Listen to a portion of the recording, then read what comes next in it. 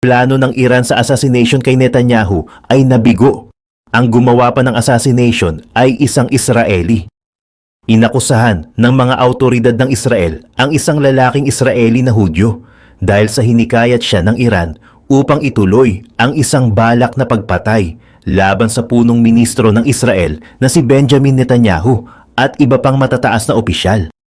Si Moti Maman ay 73 years old. Sinabi ni Moti Maman sa mga otoridad na mayroon siyang lapse of judgment at ngayon ay nakikipagtulungan siya sa Israel's law enforcement.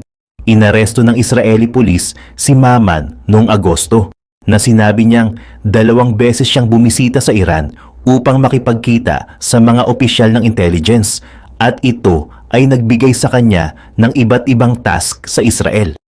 Sa kanyang latest trip sa Iran noong August, sinabi ng mga otoridad ng Israel na iminungkahi ng Iranian intelligence ang mga assassination plots laban kina Netanyahu, Defense Minister Yoav Gallant at Shin Bet head Ronen Bar. Sinabi ng mga otoridad na humingi si Maman ng $1 million na advance payment kapalit ng kanyang participation, ngunit binayaran lamang siya ng Iran ng 5,000 euros. This is a very serious affair that is an example of the great efforts of the Iranian intelligence agencies to recruit Israeli citizens to promote terrorist activities in Israel, ayon kay senior Shin Bet official. Breaking news, China nataranta nang makita ang 6 na barkong pandigma at isang eroplano ng Amerika, Pilipinas, Japan, Australia at New Zealand. Australia nagpadala ng isang Aegis destroyer sa nasabing pagsasanay. Ang nasabing military drill ay isinagawa sa lugar kung saan matagal nang hinihiling ng mga Pilipino. Ayon sa source, sa Bajo de Masinloc sa West Philippine Sea, mismo naglayag ang barko ng 5 mga bansa upang ipakita sa China na ito ay hindi sa kanila, ito ay sa Pilipinas, ito ay para sa mga Pilipino. Armed Forces of the Philippines Chief of Staff sinabi na kung siya lang ang masusunod, dito na lang forever sa Pilipinas ang US Typhoon missile system. Muling nakiusap sa Japan na huwag tanggapin ang alok ng Amerika na maglagay ng mid-range capability missile system sa kanilang bansa. Halatang natatakot ang China sa kakayahan ng mga gamit pandigma ng US. Sino ba naman ang hindi matatakot maging leader ng Hezbollah at mga kasama nito? Pulbos ng tinamaan ng bunker buster ang kanilang underground bunker sa Lebanon. Ganyan kalakas ang gawa ng mga Amerikano. People's Liberation Army nag-launch ng intercontinental ballistic missile mula sa China. Dumaan sa kalangitan ng Hilagang Luzon at bumagsak sa Pacific Ocean. Kung akala ng China na mababahala ang Amerika at mga kaalyado nito, nagkakamali sila dahil alam ni Uncle Sam kung saan mahina ang Chinese Communist Party. Bilang patunay, sinimulan ng Amerika, Pilipinas, Japan, Australia at New Zealand ang ika-4 na multilateral maritime cooperative activity sa katubigan mismo ng West Philippine Sea. Ibig sabihin, nagpakita ng puwersa ang magkaalyado sa loob mismo ng 200 nautical mile exclusive economic zone ng Pilipinas. Isang patunay na ayaw ng Amerika, Pilipinas, Japan, Australia at New Zealand ang ginagawang pang-aapi at panghaharas ng China sa dating mapayapa at malayang paglipad at paglalayag ng mga barko at eroplano ng iba't ibang mga bansa sa West Philippine Sea. Matagal nang gustong mangyari ito ng mga Pilipino. Ngayon, nagkatotoo na ito ayon sa source. Isinagawa ng magkaalyado ang kanilang drill sa Bajo de Masinloc Oscar Brocio na nasa ilalim ng operasyon ng Northern Luzon Command. Kinumpirma ng US Department of Defense sa kanilang ulat na nagsagawa ang HMAS Sydney mula sa Royal Australian Navy P-8A Poseidon Maritime Patrol Aircraft mula sa Royal Australian Air Force GS Sazanami DD-113 ng Japan Maritime Self-Defense Force HMNZS Aotearoa A-11, isang auxiliary ship mula naman sa Royal New Zealand Navy, ang BRP Antonio Luna, FF-151, BRP Emilio Jacinto, PS-35 at isang AW-109 helicopter mula naman sa Armed Forces of the Philippines at ang USS Howard DDG-83 ng United States Navy ng isang maritime cooperative activity sa Exclusive Economic Zone ng Pilipinas kahapon, ika-28 ng September taong kasalukuyan. Para lang sa inyong kaalaman, ang HMAS Sydney ay isa sa mga Aegis Destroyer. Ibig sabihin, meron itong mga advanced na kakayahan kung ikukumpara sa iba't ibang mga barkong pandigma ng ibang bansa. Dagdag pa ng Amerika, ang demonstrasyon na ito ay para mapalakas pa ang relasyon, kooperasyon, interoperability, mga kombinasyon sa kakayahan sa maritime domain para sa kapayapaan at katatagan, kabilang na dito ang kalayaan sa paglalayag at paglipad sa Indo-Pacific region. Kabilang sa mga aktibidad ng ika-4 na Maritime Cooperative Activity ay ang mga sumusunod: free sailing briefings, communication exercise, cross-deck exercise, Division Tactics Officer of the Watch Dreams, photographic exercise, replenishment at sea approaches, maritime domain awareness exercise, at contact reporting. Dito na nagpanik ang China. Ang Chinese People's Liberation Army noong Sabado ay nagsagawa daw ng drill malapit sa Baho de Masinloc o Wangyan, kung tawagin nila bilang tugon sa ikinasang maritime cooperative activity ng Amerika, Pilipinas, Japan, Australia at New Zealand. Pero walang ipinakitang actual na video o mga larawan ng China kung totoong naroon nga sila sa lugar. Gusto lang ata ng China na ipaalam sa kanilang mga audience na may ginagawa sila. Pero ang totoo ay wala. Isang patunay na kapag merong bansang kasama ang Pilipinas, tiklop ang China. Sa ibang balita naman, General Browner bumawi. Sinabi nito na gustong-gusto talaga ng Armed Forces of the Philippines na mabili ang Typhoon missile ng Amerika. At kung siya lang ang masusunod, gusto nito na manatili ang sistemang ito ng Amerika magpakailanman dito sa Pilipinas. Sa kasalukuyan, lumabas na ang impormasyon na naghahanda na ang US Navy para labanan ng China. Pinalabas na rin ng mga opisyal ang pinakamataas na travel advisory para sa mga banyagang nakatira sa China. Samantala, inakusahan naman ng mga US lawmakers na ginagamit ng China ang rule of law para ilagay sa alanganin ang mga interes at posisyon ng Estados Unidos at mga kaalyado nito. Kasabay naman nito ang pagpapalabas ng pahayag ng incumbent NATO Secretary General tungkol sa mga stratehiyang ginagawa ng China. Malapit na nga bang mag-umpisa ang malawakang digmaan sa gitna ng US at China?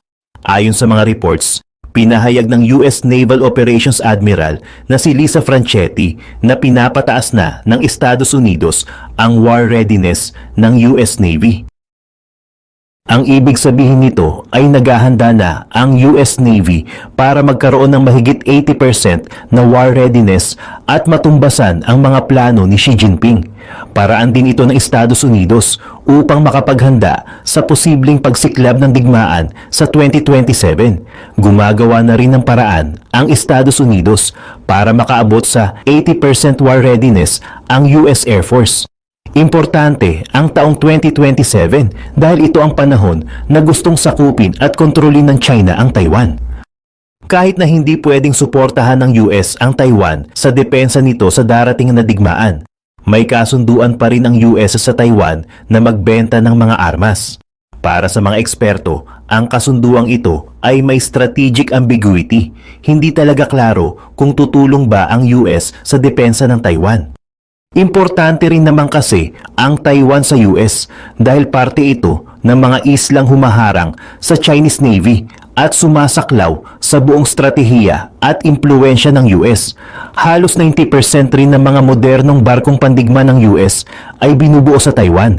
Kaya gagawa talaga ng paraan ng US upang maprotektahan ang bansang ito.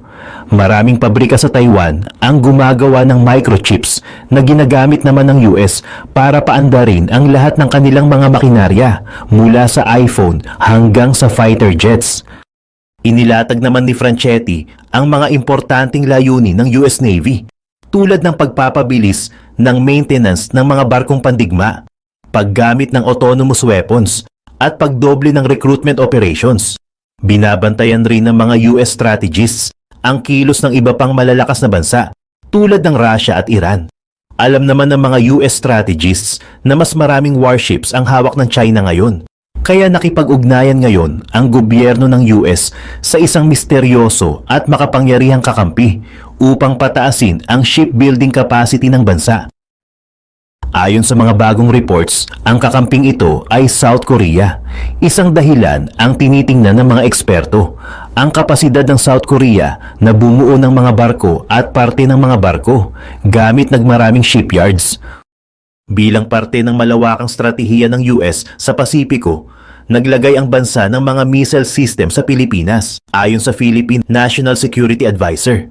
Nagreklamo ang Beijing tungkol dito dahil posibleng magkaroon ng sigalot kapag mayroong missile system na malapit sa China at mga teritoryo nito. Ang missile system ay nakabase sa Northern Mindanao at may kakayahang abutin ang mga target sa China. Samantala, hindi naman nagpatalo ang Beijing dahil naging agresibo na ito sa Pilipinas. Ginamit ng China ang mga barko ng Coast Guard upang bombahin ng water cannon ang mga barko ng Philippine Coast Guard. Pati mga mangingisda ay hindi rin nilubayan ng mga barko ng China. Malamang ay nag-aalala ang China dahil importante ang posisyon ng Pilipinas para sa stratehiya at kapangyarihan ng US sa Pasipiko. Makakatulong rin kasi ang lohistikal na posisyon ng Pilipinas kapag nag-umpisa ng lumusob ang China sa Taiwan. Kumbinsido rin ang mga Chinese experts na hindi na talaga maiiwasan ang digmaan sa South China Sea. Bukod dito, kinundena ng Chinese government at mga ginawang reklamo ng Pilipinas tungkol sa sigalot at away teritoryo sa Scarborough Shoal at Spratlys. Para sa Beijing, hindi makatarungan ang ginagawang pagsuporta ng US sa Taiwan, Vietnam at Pilipinas. Para sa mga Chinese officials, dapat tutukan ng Beijing ang pagkondena ng Pilipinas sa expansion projects ng China. At dahil sa potensyal na kaguluhan, naglabas na ng travel warning ang US lawmakers. Para sa US lawmakers, dapat magkaroon na ng travel ban sa China upang hindi na pumunta pa doon ang mga Amerikanong sibilyan. Alam na rin ng US government na maraming Amerikanong bihag ang China. Nagkaroon ng congressional hearing tungkol sa isyong ito kung saan pinag-usapan ng mga kongresista ang posibleng human rights abuse na ginagawa ng Chinese government.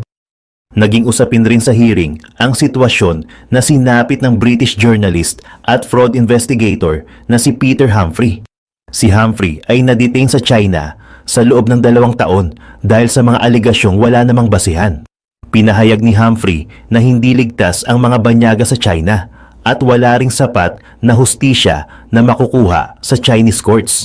Lahat ng mga nakadetain na sa China ay guilty ayon sa Chinese courts at mababa ang tsansa na makalaya pa ang mga ito. Bukod sa mga issue tungkol sa mga detainees, nakalagay naman sa high alert ang mga Japanese firms kaugnay ng mga bayolenteng krimen. Isang marahas na krimen na tinutukan ng Japan ay ang pananaksak ng isang lalaking Chino sa isang batang may edad na 10 taon. Namatay ang bata dahil sa tinamo nitong sugat. May mga ilang biktima rin ng pananaksak tulad ng isang mag-inang Japanese.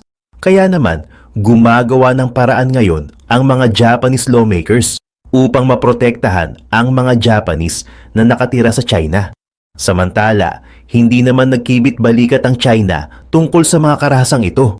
Bagkus, ginamit pa ng China ang pasikot-sikot na batas upang patahimikin at kundinahin ang mga Amerikano at iba pang banyagang lumalaban sa CCP o Communist Part of China. Mabilis na kumikilos ang China para ikulong ang mga banyagang nagpoprotesta sa lansangan. Gumagamit rin ng advanced technology ang China para isensor ang mga pahayag ng mga Amerikano at talamak na rin ang mga disinformation campaigns. Ayon ito sa mga datos na nakuha ng mga US lawmakers na nagsasaad na ginagamit ng China ang mga loopholes sa batas para sirain ang imahe ng Estados Unidos. Alam ng CCP kung paano iwasan ang batas dahil ang isang stratehiya na ginagamit ng partido ay ang pag-delay ng mga ebidensya.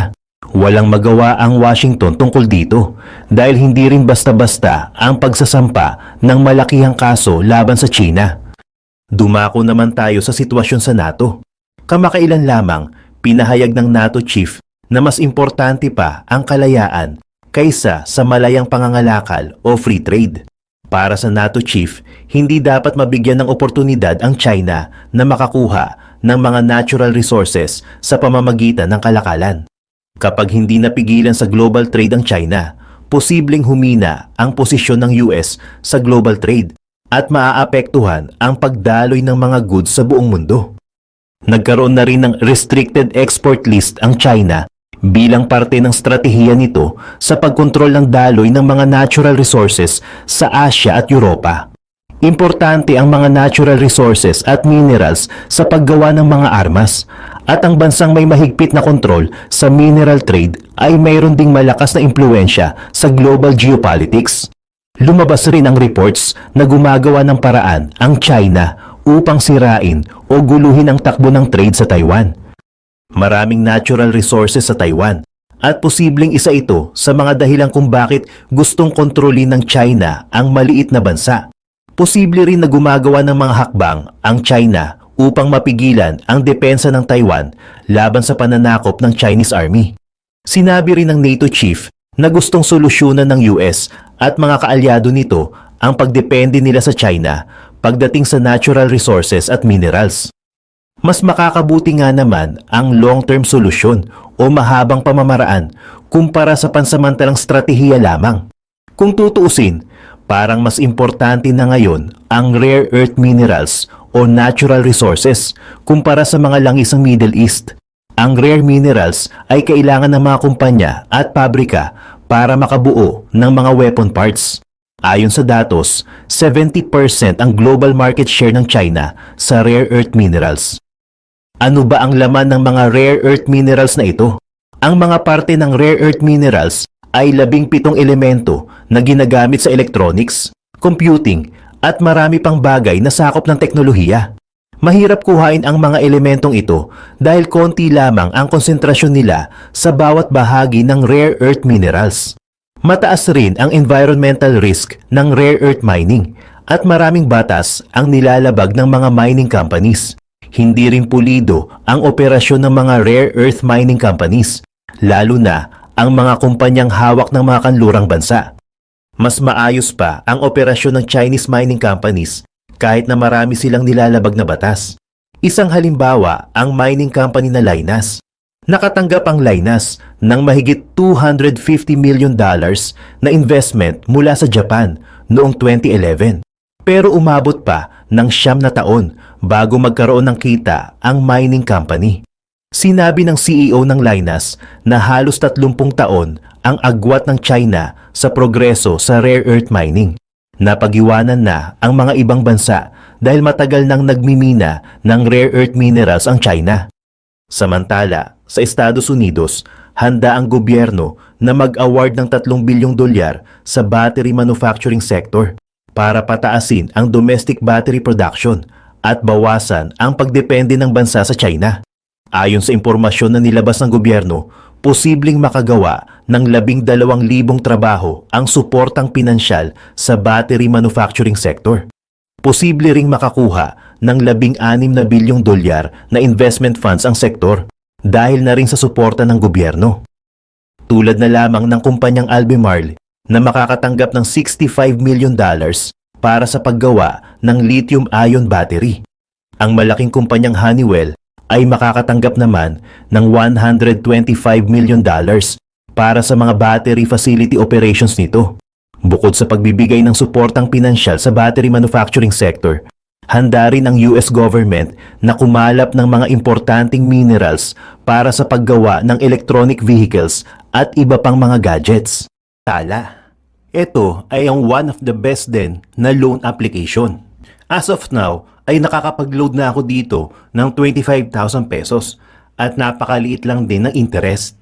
Pero dito, pag na-late ka na pagbabayad, is meron din sa'yo mag-i-email at tatawag at magte-text na magpapaalala na malapit na yung due date mo.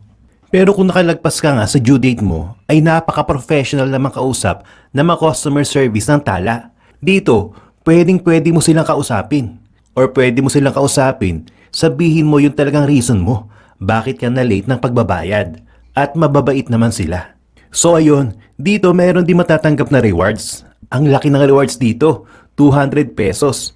Pag shinare mo yung link mo sa iba, tapos nag-click sila dyan at nag-loan sa pamamagitan ng link mo, pag nagbayad sila, doon ka nila bibigyan ng 200 pesos. Pero hindi mo yun mawi-withdraw. Makukuha mo yun pag nag-loan ka sa kanila. Kumbaga, yung loan amount mo ay babawasan nila ng 200 pesos. Ganun yung reward system ng Tala. So yan ang aking mga top loan apps na legit at hindi mga scam. Sana natulungan kayo ng video na ito. Comment nyo naman kung may mga experience na kayo sa mga nabanggit kong loan apps. Hanggang sa muli!